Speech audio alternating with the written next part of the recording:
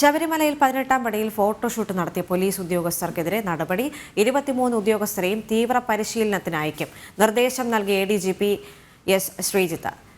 SP ക്യാമ്പിലെ ഉദ്യോഗസ്ഥർക്ക് പരിശീലനം നൽകുക. കണ്ണൂരിൽ ഉദ്യോഗസ്ഥരോട് നേരിട്ടെത്തി വിശദീകരണം നൽകാനും നിർദ്ദേശമുണ്ട്. തിരുവനന്തപുരത്ത് നിന്ന് പ്രജിത് മോഹനൻ ചേരുന്നുണ്ട്. പ്രജിത്ത്, നമുക്കറിയാം 18-ാം പടി പോലെ ശബരിമലയിൽ അത്രയും പരിപാവനമായി സൂക്ഷിച്ചു പോരുന്ന ഇടങ്ങളിൽ ഇത്തരം ഫോട്ടോഷൂട്ട് നടത്തുക എന്ന് പറയുന്നത് അതും പോലീസ് ഉദ്യോഗസ്ഥർ തന്നെ, എന്താണ് നിയമം പാലിക്കേണ്ട പോലീസ് ഉദ്യോഗസ്ഥർ തന്നെ ഇത്തരം കാര്യങ്ങളിൽ ഏർപ്പെടുന്നു എന്ന് പറയുമ്പോൾ അത് ഗുരുതരമായ തെറ്റ് തന്നെയാണ്.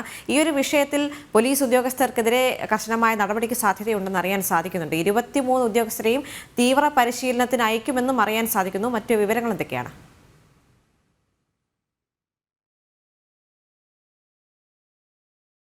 ഇപ്പോൾ രാവിലെ തന്നെ ഈ ഉദ്യോഗസ്ഥർക്കെതിരെയുള്ള നടപടിയുടെ കാര്യത്തിൽ ഒരു തീരുമാനമായിരിക്കുന്നു എന്നുള്ളതാണ്. പ്രത്യേകിച്ച് ഇന്ന് ഹൈക്കോടതി വീണ്ടും ഈ 18-ാം പടിയിലെ ഫോട്ടോഷൂട്ട് വിവാദം ഹൈക്കോടതി വീണ്ടും പരിഗണിക്കുന്നുണ്ട്. ADGPയിൽ നിന്ന് ശബരിമലയുടെ ചീഫ് പോലീസ് കൺട്രോളറായിട്ടുള്ള ADGP എസ് ശ്രീജിത്തിൽ നിന്ന് റിപ്പോർട്ടും കോടതി തേടിയിട്ടുണ്ട്. അപ്പോൾ ഈ സാഹചര്യത്തിലാണ് ഇന്ന് രാവിലെ തന്നെ ഇത്തരമൊരു നടപടി തീരുമാനത്തിലേക്ക് പോലീസ് പോയിരിക്കുന്നത്.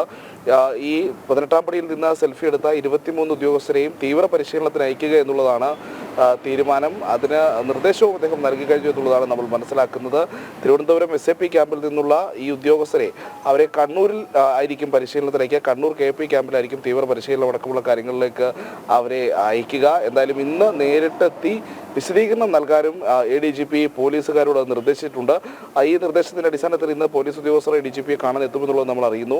എന്തായാലും കോടതിക്ക് റിപ്പോർട്ട് നൽകുന്നതിന് മുൻപ് ഇത്തരമൊരു നടപടി തീരുമാനമുണ്ട് എന്നുള്ള കാര്യം കൂടി കോടതിയെ അറിയിക്കുക എന്നുള്ള ഉദ്ദേശത്തോടുകൂടിയാണ് ഇത്ര രാവിലെ തന്നെ ഈ നടപടി പ്രഖ്യാപനത്തിലേക്ക് പോയത്. ദേവിക,